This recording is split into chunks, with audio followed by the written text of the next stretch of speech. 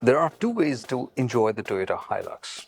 The first is if you have a farm, not a farmhouse, a construction company, a war to wage, or plans to live in your car. Then the toughness of the Hilux and its flatbed will be a source of joy and satisfaction. But it requires commitment. It requires work.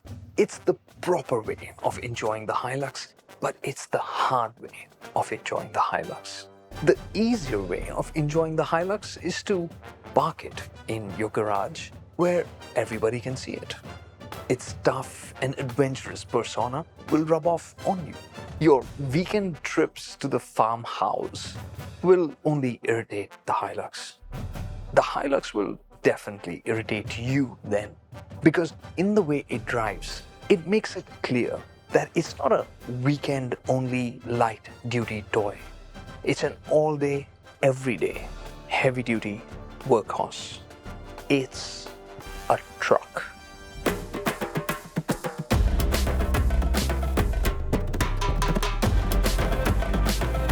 The Hilux is based on the same platform as the Fortuner.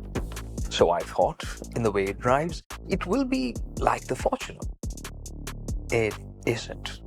The Hilux's platform is a sturdier and a more function-oriented version of that platform. Aside from being longer than the Fortuner, its chassis is also stronger. Its suspension is also stiffer. It uses leaf springs at the back, which is great for carrying heavy loads, and which is why that empty flatbed angers the Hilux. It's like an empty promise. Over small bumps in the city, it revolts at the front and at the back. Over speed breakers, it will toss the backseat passengers up unless you drive really slowly and carefully. When you're cruising down expressways, it will hop with annoyance. If you want to soothe the Hilux, hit the rough roads. Better still, load it up, speed it up, and then hit the rough roads. Then it will feel calm. The Hilux's formula makes sense when you see the load carrying capacity of that flatbed. It's twice as much as that of the V-Cross. That's why it's a truck. The Hilux isn't as easy to drive as the Fortuner either. I can't believe I'm saying this, but the Fortuner is a lot more city-friendly. You might think it's because the Hilux is longer than the Fortuner, but that's not the case. You get used to the additional length quite quickly. It is surprising so. It's because of that large window at the back. It's because of the large mirrors, and it's also because you adapt to it and start to drive more gracefully. The traffic around you adapts to the Hilux and drives more carefully. But you will have to adjust to its size when making U-turns. Its turning radius is big. You'll end up doing back and forth to make your way, and the traffic will have to wait. But people are so nice to the Hilux. They don't honk at you while you're doing this back and forth. The biggest surprise on the Hilux, though, is the steering. It's the reason you will curse when you're driving at low speeds in the city. It is heavy, and it makes the Hilux feel like a truck. The Hilux's engine is not tiring, nor a lot of work to use. It is the same engine as the Fortuner and has the same headline figures. But its personality is different. It's more of a workhorse, so you do hear it more. You feel the thrum more. Its enthusiasm has also been capped and converted into a more quiet kind of tirelessness. In the city, it is easy enough to use. On the highway, when you're at 100 kmph in 6th gear with the engine spinning at 1500 RPM, that's a vibe. Switching to the power drive mode will break the trance. It doesn't become exciting, it becomes energetic in a useful kind of way.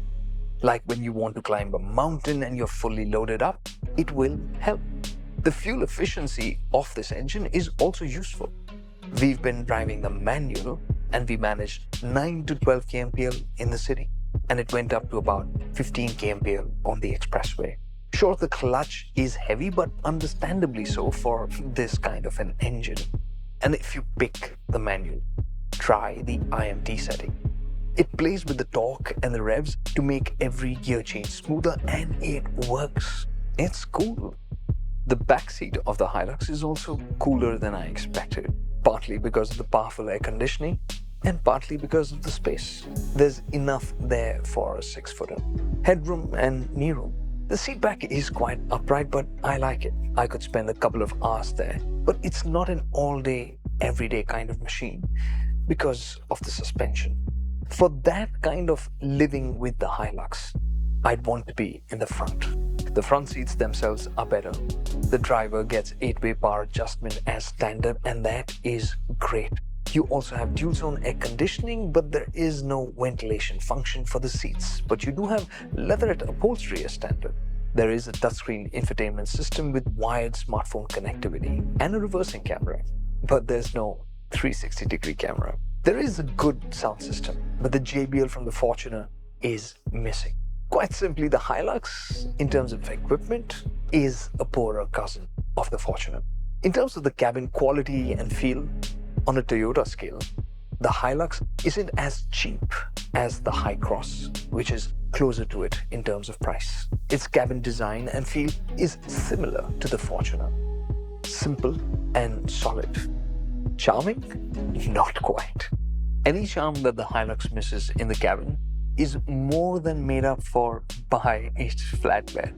It's this vibe to be able to sit like this. But before we go there, let's talk about the practical stuff. Its boot space is more than anything else in this price range. But for that, you'll have to get a tonneau cover to protect your luggage. You'll have to get a flatbed liner to protect the floor. You'll have to get a tailgate lock to protect everything inside.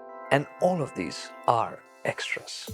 But these extras will be insignificant for someone who's getting a Hilux for the flatbed.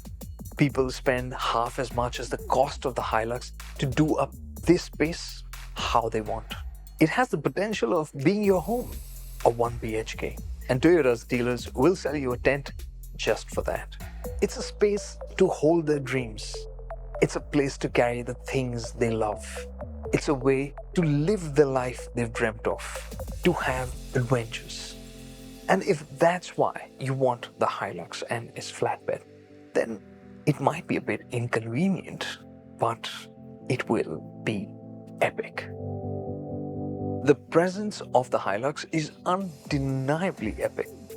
Incredibly, while it may be the workhorse compared to the Fortuner, its aura has a greater sense of class. And compared to the Fortuner, the Hilux is actually less tall than it. It's just as wide, but it's much longer. So size up your parking lot before you get one. You'll also be sized up by Cristas and Fortuners on the road. They'll notice you and give you respect. And every Hilux on the road will look respectable because for us as private buyers, it's only available in one variant with only the option of a manual or an automatic transmission. Which means the LED everything, the alloy wheels, the parking sensors, the reversing camera, all of that is standard. This car though has a few extras, like the extra cladding for the wheel arches, on the door, and that roll cage at the back, all of which are meant to make it look tough. But the core of the Hilux's toughness, its 4x4 hardware, is standard, and it's conveniently electronically actuated. Think of the Hilux as a convertible, an indulgence that you've convinced yourself you need. If you choose to get one, be sure to use it, because that's when your respect for the Hilux will grow. Your satisfaction from it will increase. Instead, if you choose to get the Hilux just to be seen in it, chances are you'll be seen in it less and less. And when you are spotted in one, you look lost in thought. Thoughts that are likely to be about, oh, why didn't I get the Fortuner instead? Because these two Toyotas do share the same gene pool, but at one point they go their different ways. The Fortuner becomes relatively more car-like.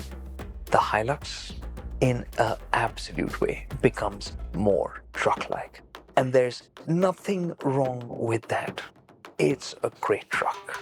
The only real problem is it's an expensive truck.